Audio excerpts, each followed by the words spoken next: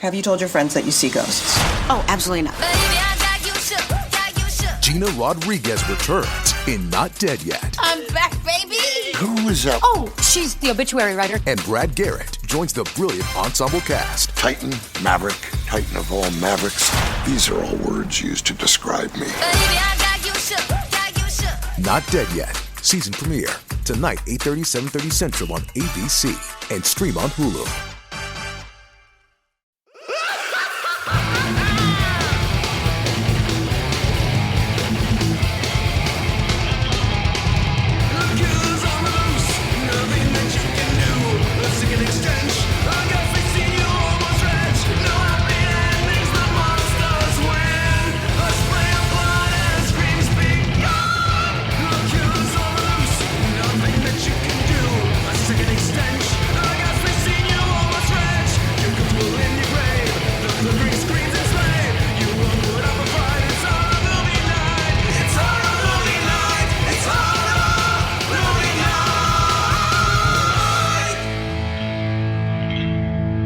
Back in the 80s, you could make a kids film that was so fucking disturbing and gross that parents would still let their kids rent it and watch it alone on a Friday night. That's the story of my childhood anyway. And this week, we're all going to get together to fillet the Gate from 1987. So please, tune in. We're joined once again by Ralph. The Gate. Let's discuss it. Jackets, ladies and gentlemen, jackets. That is the theme of the movie here. So Steven Dorff's jacket is pretty damn awesome. It's just got patches of like random rocket ships and baseball teams. And then what's his friend's name? Terry. All right. Terry, not Todd, Terry. His jacket is also freaking awesome. It's got like some Killer Dwarves patch on the back, which apparently is a real band. I'd believe it. There's a band called the Killer Dwarves or just the Dwarves? I know the Dwarves. I know the Dwarves. Not personally. I know the dwarves too, but I was looking it up online and it was saying that there's the Killer Dwarves as well. Oh. I have to say something right up front, though, about this movie. I like this movie. I don't love this movie the way that other people love this movie. Blasphemy. Get the fuck off this podcast. So here's, and this is going to make this even worse. So this is the story of me seeing The Gate. There was a movie that used to come on like HBO or one of those channels all the time, and I never caught the name of it, but I loved the movie. So I posted online, like right in the early days of the internet, on one of the horror movie forums, like, I'm looking for a movie. There's this kid, and he's a house, and there's a bunch of like demons in his basement, and a couch eats somebody, and his like sister is stalked by a werewolf in the shower. Like, can you tell me what this movie is? And a bunch of people were like, it sounds like The Gate. You should see The Gate. So like, I very excitedly rented The Gate, and it was not that movie at all. Did you ever figure out what that movie was? Yeah, and it's not a good movie at all. It was Saturday the 14th Strikes Back. Wow. I was literally just going to say that sounds like Saturday the 14th. Oh man, I'm proud of my skills right now.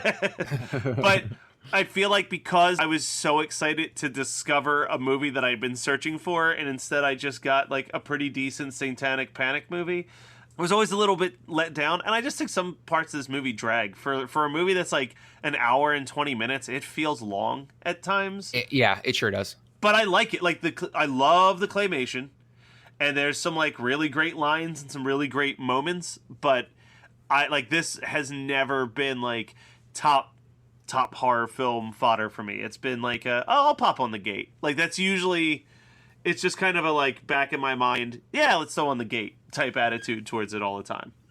I think the mood of the movie is better than like the actual plot or movie itself. Yeah. I think like the atmosphere of it is super good. Like it feels like the kind of movie that you would rent when you're like 14 and you got a whole bunch of people sleeping over downstairs in your basement and you're making popcorn and you're barely going to pay attention to it anyway.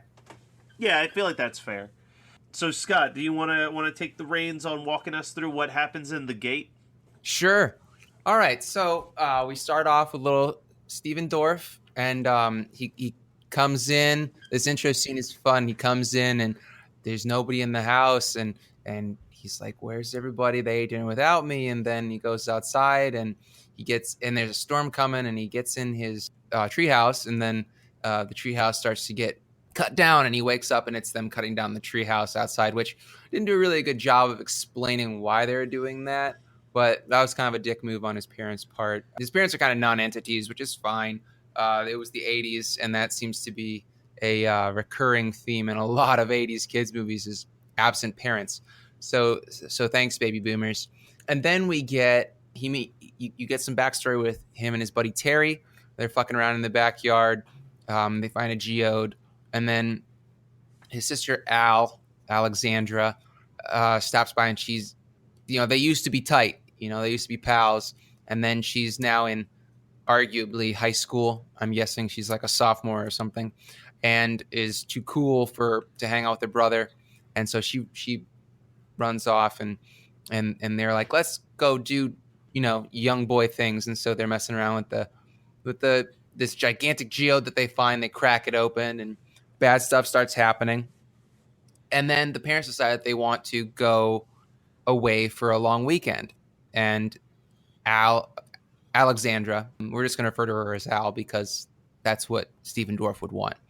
So she talks them into letting her watch her little brother, and then proceeds to have a party at the house, which she doesn't seem too excited about when people start like showing up. Typical, I overshot this. It was supposed to be just a couple people, and now I've got the entire school here, that kind of thing. And then they levitate Stephen Dorff, and people are all okay with that apparently, but things are getting worse and worse. And then their dog Angus is dead, and Terry goes home after sleeping over and listens to a sweet heavy metal record, and then figures out that they have opened the gate by having the geode open, and then they read the thing on like the magnetic graph, and kind of like they need to wrap that magnetic chalkboard in trash bags and barbed wire and like put it in the basement around with a bunch of dead cats on strings, because that's the only way to keep people from reading it.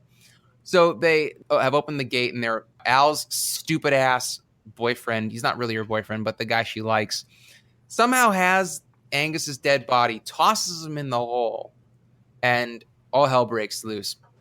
There are zombie parents. There are little minions that are awesome claymation, and they're super creepy. Like always have been creeped out by those guys. I think that this movie does hold up because of its practical effects. Yeah, the final like claymation demon looks really fucking dope.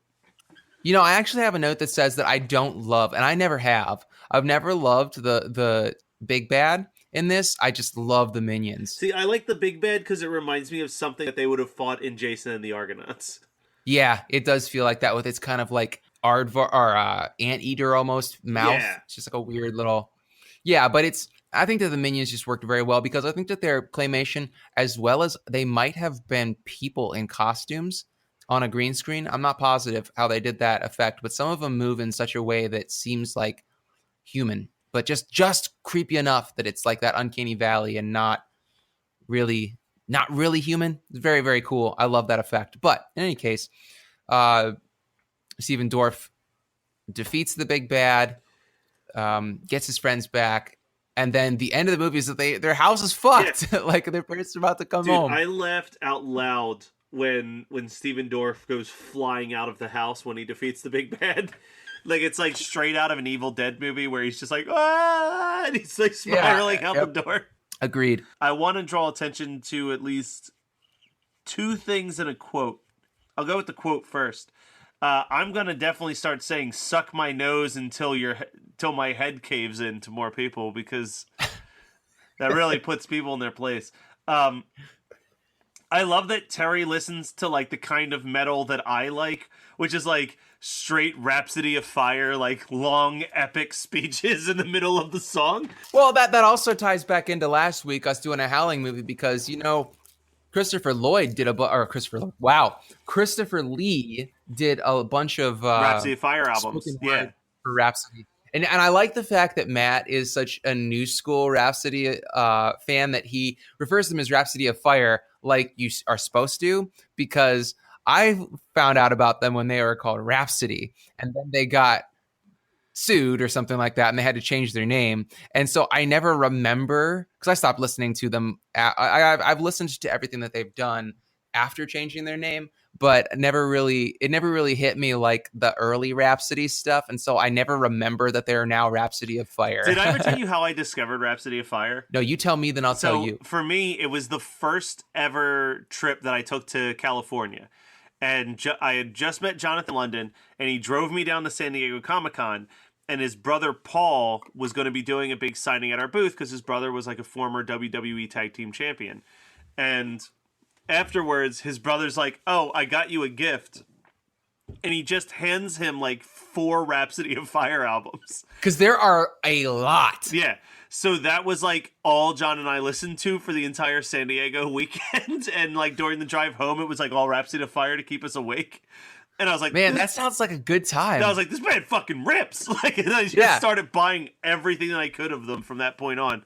Yeah, man, the more stories you tell me about hanging out with John, I just really, I need a weekend with Jonathan London. John, if you're listening, we're fucking hanging out listening to power metal. So in high school, I think I heard a little bit of power metal because this was the early days of, not the early days of the internet, but the early days of like being able to download music easily because I had, like dial up and it was not easy. So I think I'd heard a little bit and I was like, oh, I love the idea of power metal. I just have not found a band that really does it for me, like that it's just not fast enough because a lot of it is very, like, oh God, who am I thinking of? Blind Guardian. Blind Guardian has some fast songs, but a lot of it is more like mid-paced and slower, folky kind of stuff, and that doesn't do it for me. Yeah.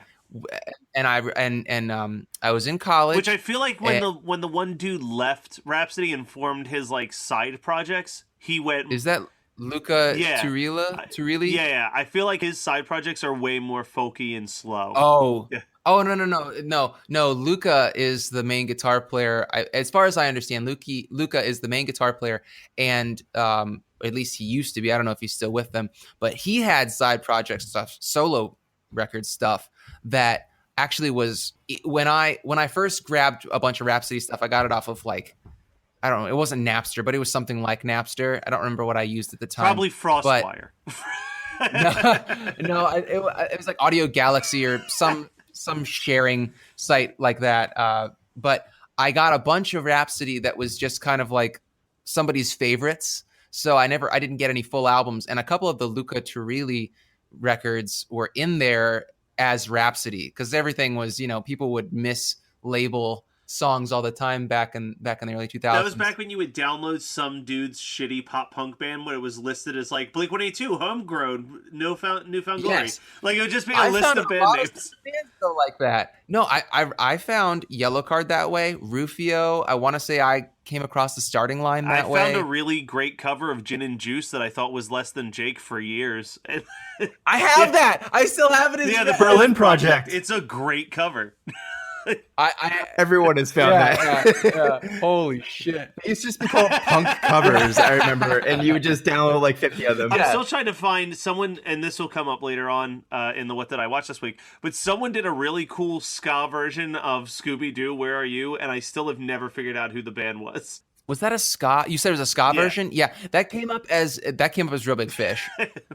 It wasn't Real Big Fish, but it came up as Real Big Fish. No, it absolutely wasn't. I think I like used Shazam on it one time. Shazam! Oh my god, I think that's what I used. Yeah. But like I think when I like Shazam the song recently to figure out like what artist it said, it just said like Those Meddling Kids. So unless there's a band somewhere that just formed strictly to cover Scooby-Doo, Where Are You? I don't think that's accurate. Anyway, so back to Rhapsody. We got so sidetracked, but like I found out about Rhapsody through Shazam, I think it was, and I actually prefer the Luca records because they are. Oh, you're thinking of Kazam. Shazam is a different app. Yeah, okay. So Kazam, Kazaa. That's what it was. Wow, this is taking me back. But yeah, Kazaa, and I grabbed Rhapsody, and I was like, mind blown. This shit rules. It's just like so good. And I would share it with everybody. There were girls I was interested in that they'd come over to my dorm room and be like, "You gotta listen to this band." Oh my god, I never got any action in college, and this was probably why. But anyway, then Rhapsody was like, when people would bring up power metal, I'd be like, Rhapsody, you gotta listen to Rhapsody. And I finished college and I moved back in with my parents, and I was working at a coffee shop, and Dragon Force released Inhuman Firestorm, or whatever, the Inhuman Rampage. That's technically their second record, but it's the one with like My Spirit Will Go On it. And I heard that for the first time, and I was like, Rhapsody who? Because it was basically all of the fast shit that Rhapsody did without the soft, slow stuff. And I was like, this is the best. Oh, man. I had a really, really long power metal streak going on in my life. And, I've never seen a power metal band live because I really came into the genre after their popularity in the States peaked and waned. Like I feel like you could probably, if you lived in Europe, maybe you could still see some of these bands because most of them came from Germany and the UK somewhere. But they, like I've never gotten to see a power metal band live, which is such a disappointment for me. The closest I ever got was I got to play with 3 Inches of Blood twice, which is one of my all-time favorite metal bands. And they're almost power metal. They're like heavy metal with the power metal vocals. But man, I would love to see a legit power metal band live because it's so ridiculous. It's just the best kind of ridiculous. All right. So what are we talking about? We're talking about the gate. The only other part of the gate that I definitely want to talk about, because it's probably for me the most iconic moment, is the eyeball in the hand. That's more iconic than the "You've Been Bad" and then his dad's face caves in and turns to goop. Yeah. To me, whenever I think of the gate, or even mention the gate to people, are like, is that where the kid gets an eyeball in his hand for a second? That's so weird that's like what people remember, because I remember the "You've Been Bad" more than anything. But and I also remember the kid dancing with a dead dog, which yeah. That's so funny because my notes go, this is so weird. Everyone is just okay with the fact that Glenn levitated. Man, the 80s were a wild time. And then immediately, Al checking her boobs out in the full-length mirror really creeps me out. And then I have Terry's mom is the first apparition. I feel like the writers and directors in our childhood had actual license to talk about some terrible trauma. Now it's all Hannah Montana bullshit. And then, and then I say, I love the movement behind the wall, which we talked about that effect kind of slightly done way more poorly in Bloody New Year. And they also did it in, like a couple Nightmare on Elm Streets. But then, so Terry goes down and he's like hugging and dancing with his mom. And then it turns out to be Angus. And I'm like, I want a dog hug. And then I'm like, wait, Angus is dead? No. Oh, man. And then, but it's also, I want to give credit to the writers of this, because I feel like the expectation and this might have been a very influenced by how popular Stephen King was in the 70s and 80s, where kids were so resilient in these movies. Like they'd see some terrible shit, they'd talk about it, and then they'd have to go and be normal. And then they'd come back and they'd try and figure things out. It's not like they would be traumatized. They'd be proactive about it. So Terry goes home and he after, seeing his dead mom and then losing her again, and then it being the dead dog, he goes home and he listens to his metal band, and him dancing around in his room is great. I love that scene, and it kind of reminds me of The Boyfriend in Terrorvision. Okay, yeah. I mean, I don't know. I love punks and metalheads in 80s horror movies because it was like they were mainstream enough to be seen on the sidewalk, but it was still esoteric enough that they could be like the ones that could find this information and bring it back to save the day. It was really just very funny. Now metalheads are just stinky dudes with bad expectations about what women should do for them. So we have to talk a little bit, since we're talking about Terry's outfit and his taste in music. The twins, are they twin sisters that are Al's kind of like mean girlfriends? Yeah. Yeah, I think Lee, so. The one girl- Lee sisters. Yeah, the one girl has something about Mary hair. She legit has like her hair is spiked up in the front, and then it's just a weird bob on the sides and back. It is so strange, and I'm assuming that because everybody's outfits are pretty amazing in this movie. That the party scene, it looks like Saved by the Bell threw up on the floor. Like it is, their outfits are just so bright, and people are wearing yellow and orange together, and lots of like pastels and neons. It's a good time, but the hairstyles are just crazy in this movie, and it's also odd that so the Lee sisters are over, and then Al's kind of romantic interest, that dude who eventually brings Angus's body back in his car and tosses it in the hole, but he just grabs Glenn's cereal and starts eating it. It's such a weird movie detail. And then Glenn calls him a fag. And everybody gets called a fag and a retard in this movie. And it's just such a weird, it's not nostalgia, but it just kind of is this weird trip down memory lane when it was a legitimate thing, like a slur to call people, like now it makes me gasp because it's not something that you hear in regular nomenclature anymore. But yeah, it's just, this movie is kind of a nice little time capsule to when so this is an R-rated film, right? Yeah. No, PG-13, I think. Okay. Because it's like on the cusp. I feel like it had enough violence that now it has enough swearing that it would now be R-rated. But it's got that kind of, and I feel like in the 80s it was lightning in a bottle where they could do kids movies that had these dark themes and kids saving the day who are actually kids, like 11 and 12 years old. I can't believe that Stephen Dorff would be more than 12 in this movie. Yeah. Kind of these dark themes with dead parents or parents that don't really care about their kids enough to really listen. And this movie is completely carried by teenage actors, by young kid actors. And I don't think that happens very much anymore. You have to, it's almost everything is, writers are too worried about having these themes. These kids cannot be autonomous in modern movies, and you can't have them doing the things that they did in 80s movies. And that's why this movie has that feeling of being so nostalgic. Not because I didn't watch it as a kid. I didn't see it until I was like 15 or 16, because this is like Monster Squad level obscure. Maybe not quite as obscure because I think that it got a DVD release sooner than Monster Squad, but not as many people have seen The Gate as we think. Yeah. Or they don't remember it. It's not like people will all remember Gremlins, but they won't remember The Gate, and they sure as hell won't remember Monster Squad. Yeah, that's fairly accurate, actually.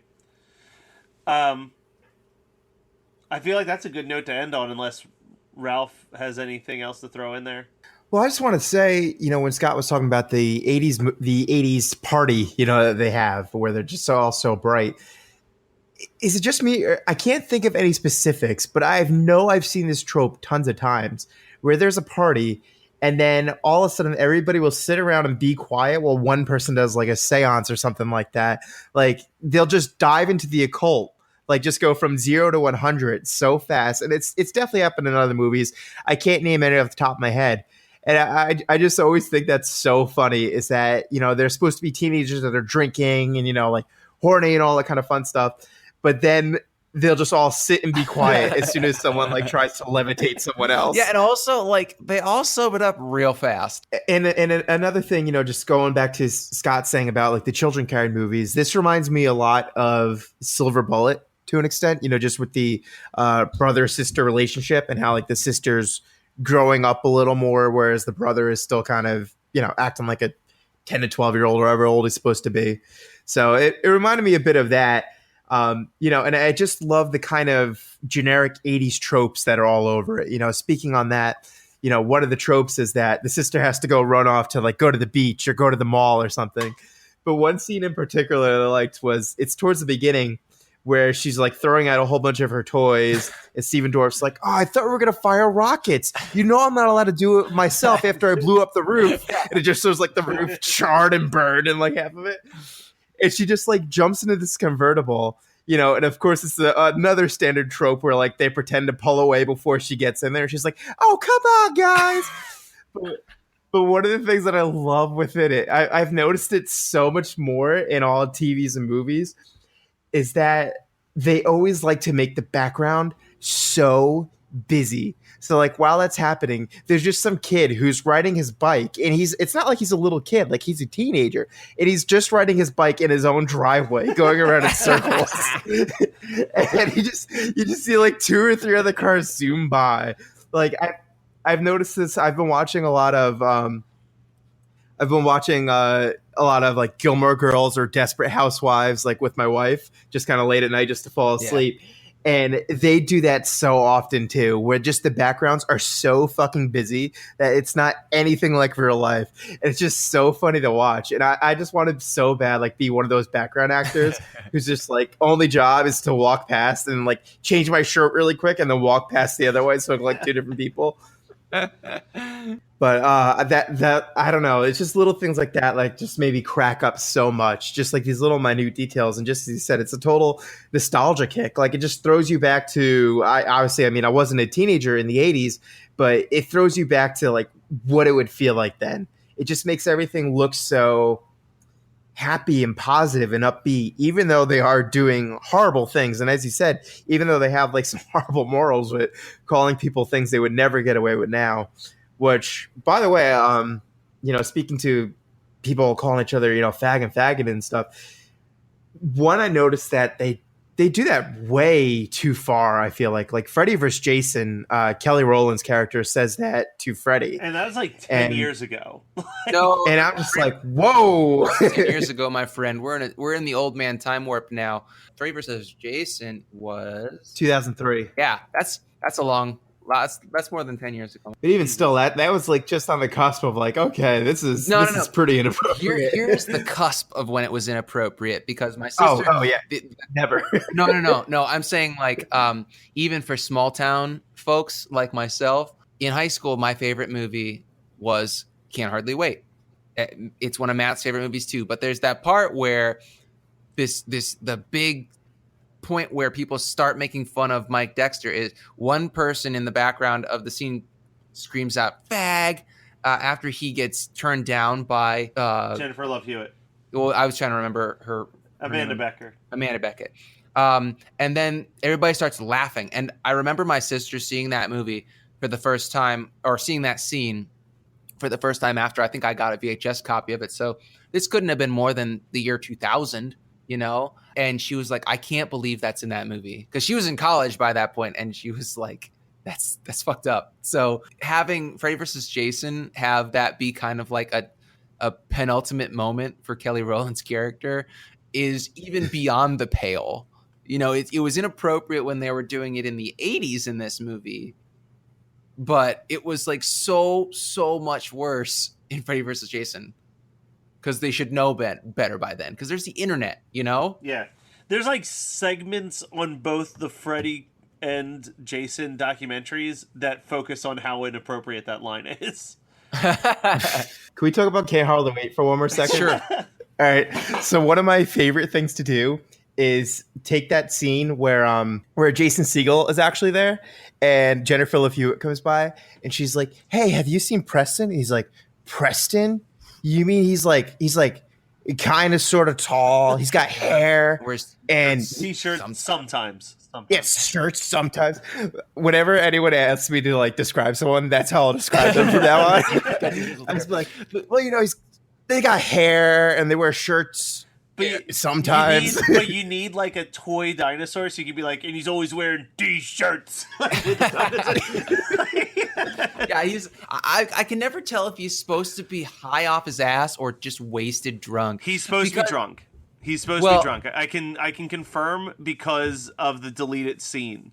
Where he's playing with the watermelon, right? Yeah, the watermelon had been soaking in vodka since his freshman year. Yeah. And he was going to eat the entire watermelon. And then doesn't somebody fall on it? He slips and drops it and it shatters everywhere and he starts screaming. But they point out in the commentary track that if you look closely enough, for whatever reason, the watermelon. Well, he's holding the watermelon, but they said Jason Segel during like the like while they were setting up the scene, like took a knife and carved the watermelon to look like a vagina. And he's he's like playing with it like it's a vagina. I was gonna say, if you're not gonna say that, I was gonna say something about that because he's just like softly like rubbing this cleft that's in the middle of the part of the when watermelon. He goes to eat the watermelon, when he eats the watermelon, he lifts it up and starts licking it with his tongue. Yeah. Oh my god, that's the best movie detail that I can't believe we've never talked about in 5+. We're at like almost 6 years of podcasting together, and we've never talked about the watermelon vagina and Can't Hardly Wait. I'm so glad that you brought that up. That's just made my day.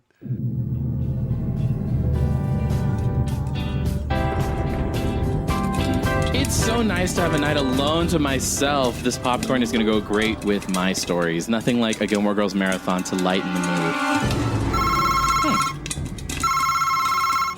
Hello?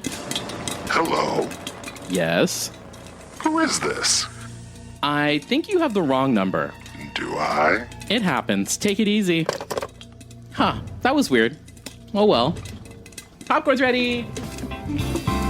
If you're out on the road, feeling lonely, turn to home. All you have to do is call my name, I'll be there. Oh. Hello? Why don't you want to talk to me? Who is this? I want to talk to you for a second. Ha, they got Grindr for that. What's your name? Why do you want to know my name? You gonna ask me out or something? Maybe. Look, I gotta go. I'm getting ready to watch Netflix. Do you like scary movies? Not really. I'm about to watch the Gilmore Girls. Oh, come on. There's got to be a scary movie that you do like. Well, I do like American Horror Story. Okay, but, what about the classics? Like, how do you even know what that show is referencing? Yeah, don't care much about that, but listen, I gotta go. Don't hang up. Bye. Look here, you little f***er. If you hang up on me again, I will gut you like a fish. Understand? Is this some kind of joke? What do you want? To see what your insides look like. Who's there? Who's there? Ah! What do you want from me? Jeez, Joe. It's Joshua. How's your night going? Oh, thank God it's you, Joshua. I think I was having a nervous breakdown. This creepy guy was calling me, asking me if I like scary movies. That's awesome. Like in Scream? What? The 1996 horror classic by horror god Wes Craven. Joshua, you know I don't know nothing about no horror films. Not like you. Well, yeah. I mean, you're not as cool as I am. But I could totally teach you about them. About horror? Yeah, like the genre, its culture, historical, and social importance in film history. Well, I am a big nerd, and I think that sounds like fun. Say, let's make this into a podcast so that other people can go on this journey with me. Yeah, we'll call it Bright School, and we can release new episodes on Apple Podcasts and SoundCloud. Sweet. When do we start? We can start right now. Your first lesson is... You should never call out who's there in a scary movie. It's a death wish. Joshua, where are you right now? This call is coming from inside your house.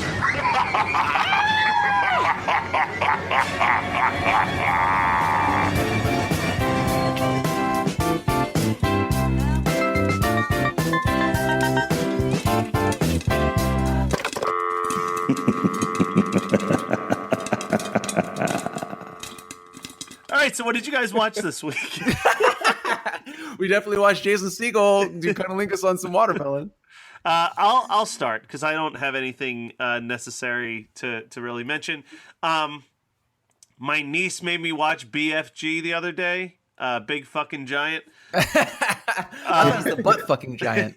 It's okay. It's cute or whatever. More importantly, I have decided to purchase and rewatch the first. Well, I guess there's only 3 seasons. The entire series of Scooby-Doo, Where Are You? And I finished the first season, and for a show that is almost 60 years old, that show is fucking great. Like, it still is really fun, and it's charming, and it's like one of those tent pole shows to like my pathway to being a horror fan. My only complaint is watching it as an adult. They do not introduce nearly enough characters for the reveal to be a surprise at the end of the episode. Like, usually it's the Scooby Gang and like two people, and one's very clearly evil and one's clearly not. And you're like, all right, well, that one's the one that's dressing up, I guess. Like, there's not a lot of mystery to these, but good time all around. My 3-year-old son is obsessed with Scooby-Doo, so I'm super happy you brought that up. I'm super glad that I have the attention span of a 3-year-old. But I watch him too. One of the great things I found was one time I found an eBay auction that had like 20 of the DVDs for like $15 or something like that. So I scooped it up, and yeah, he likes both. The old 60s cartoon and then a bunch of the modern incarnations of it, including the live action movies, which the second one is better than the first one, but that's for another day. But anyway, what I was going to say, if Scott, I'm not sure if you're a fan of Scooby-Doo at all, but the one series that I think you'd appreciate the most is A Pup Named Scooby-Doo, because it's a late 80s cartoon, but it takes place in the 50s. Okay. So I know you're all about 50s, Oh, yeah. so that's going to be your jam. Well, I've heard, and I want to check it out because I've never watched it, but I've been told that the newest Scooby-Doo cartoon, like Mystery Incorporated, is like made for horror fans. Yeah, they like I've seen the they're clip. college age in that, and they make them a little bit more mature, and they actually have a arc throughout the show. So yeah, it's definitely more for adults. Scott, I know you don't watch Scooby-Doo, but I've seen a clip from the episode where like they solve a mystery and they leave the like they're talking to the police chief or whatever, and they leave. And then for no reason, apparently, it has no bearing to the rest of the episode, but the chief just looks and he's like, "Huh, what's this?" And it's the box from Hellraiser. And I love it. And he starts playing with it, and then it cuts to like a wide shot, and all of a sudden he just starts screaming. And, like it's apparently the newest version of Scooby-Doo has like all these weird like Easter eggs that make no sense to a child, but like to the horror-loving adult that's watching it with them is just like, yay! Yeah, the arc of that show is they're trying to find like all these various like artifacts and crap like that all kind of piece together. So yeah, they certainly throw in like little Easter eggs like that.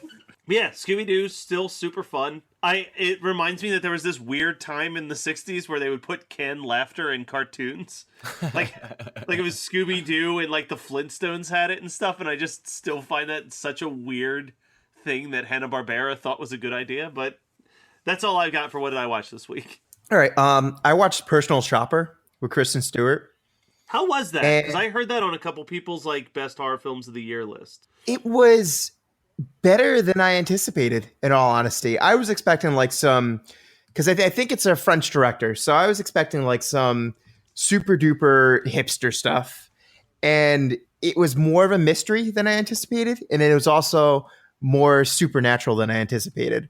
But neither of them go too overboard. It's very quiet. It's totally a slow burn, and it's just really pretty much all driven by Kristen Stewart. But it's solid. I don't know if I would watch it multiple times, but if I were ever to catch it, on TV or something again, I wouldn't mind watching it again. It was definitely better than I anticipated. I'd at least recommend checking it out. I wouldn't go in there thinking it's going to be the greatest thing of all time, but it's good enough. The other movie that I watched that I was super impressed with was Super Dark Times. Okay. And kind of going on the gate of it was like a 2016 movie, and it's like the kids. Is that right? Yeah, kind of going off the gate of kind of early teenagers. It's about this group of kids that one's as young as 8th grade, so I guess they're between like maybe like 14 and 17. And not to spoil it too much, but something super terrible happens, and they then have to figure out how to deal with it.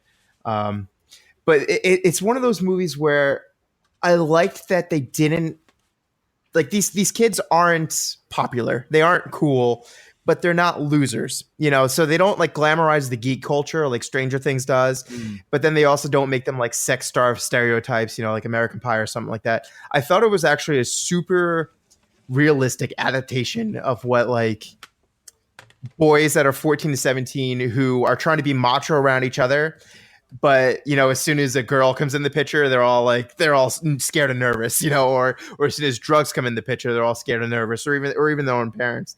But anyway, I would recommend that to no end. That was a phenomenal movie, in my opinion. The ending dwells a little bit more into like the horror realm than the rest of the film. I feel like the rest of the film is kind of like a drama, and then maybe like the last 20 minutes or so, it kind of starts to bring in those horror elements.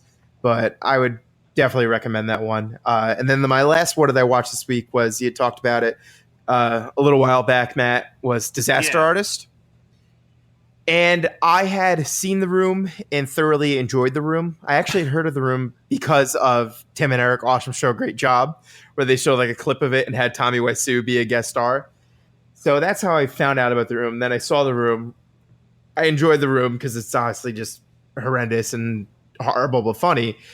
And I don't know. I'm of the opinion that if you see Disaster Artist, the only way you actually enjoy it is if you're already a fan of The Room. My wife watched it with me, and she had never seen The Room, and she was like bored to death.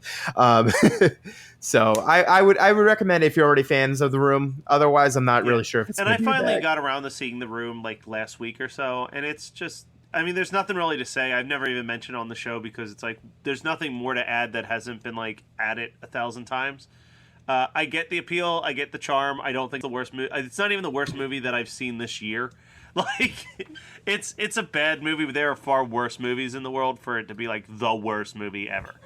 All right, Scott. All right, so I want to talk about a TV show that I thought would be. I thought that it would be a good send off for our discussion of The Gate. Have you guys watched any of The Toys That Made Us on Netflix? No, what is that? Because I saw the cover the other day. So it's a documentary series, and I believe that I think we've only watched 4 episodes now, 3 or 4 episodes, and I think they're going to be like churning them out a couple episodes at a time. I'm not exactly sure what their release schedule looks like, but it talks about super popular toys from more or less our childhood. The first episode was about the Star Wars toys, and they talk about how they got made, basically, what the events were that it's like the chronology of how they're made. The Star Wars one was very interesting because, in particular, so I watched the Star Wars one, the Barbie one, and the He-Man one. I think Megan might have watched one more. I can't remember though.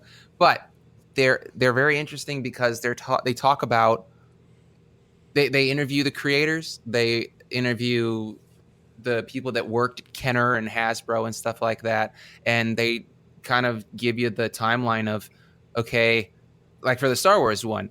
So Star Wars is something like 12 months out from being released, and finally Lucasfilm is like, okay, they find Kenner, right? I can't remember which one it was. I think it was Kenner. In any case, Kenner. They get turned down by a laundry list of all the big toy companies to do their figures. And then they finally find this one that's going to do... Oh, and I watched the G.I. Joe one, so I did see 4 of them.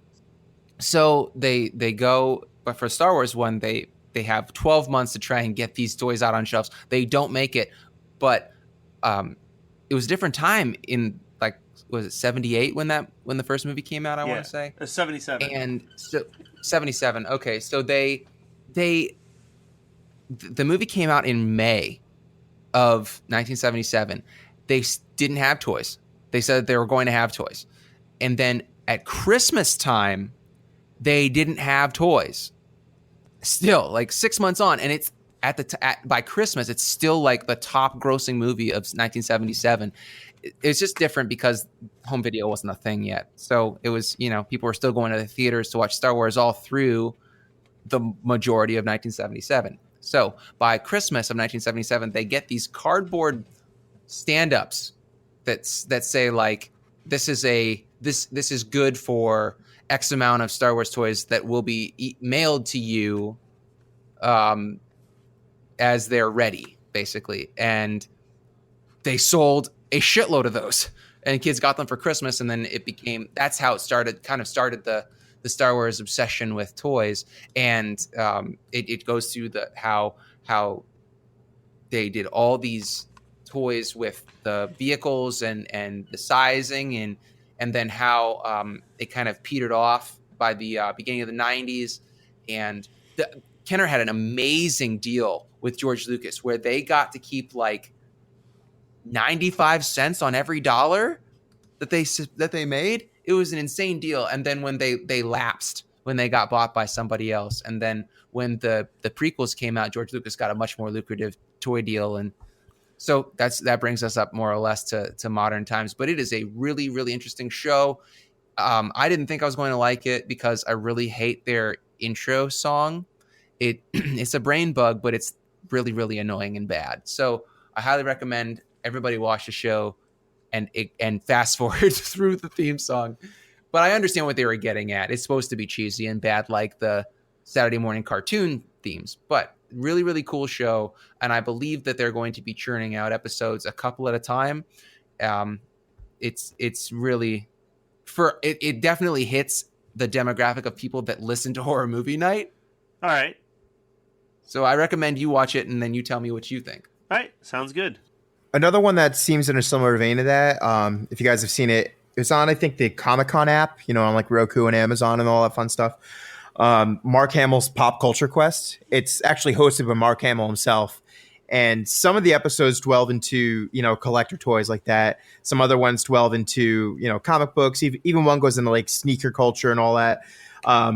But you would definitely enjoy that. It seems like it's in a similar vein to the Toys That Made Us. All right. Cool.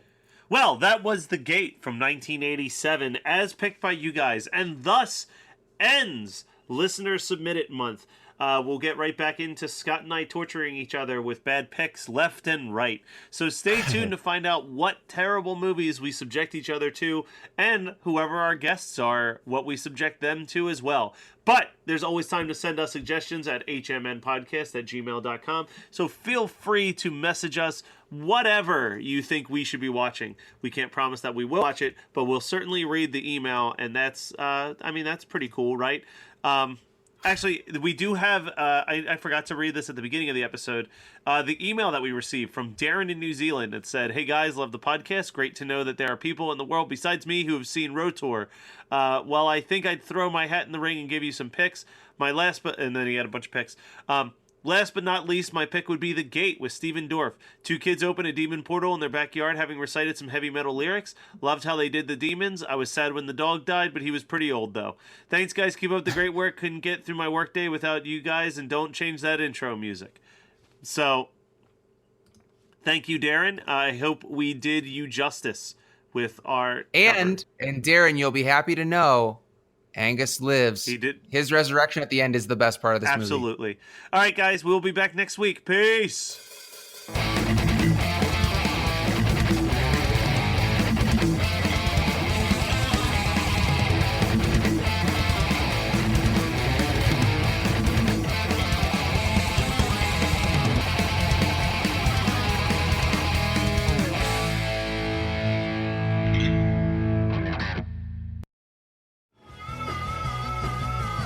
You're listening to the Geekscape Network.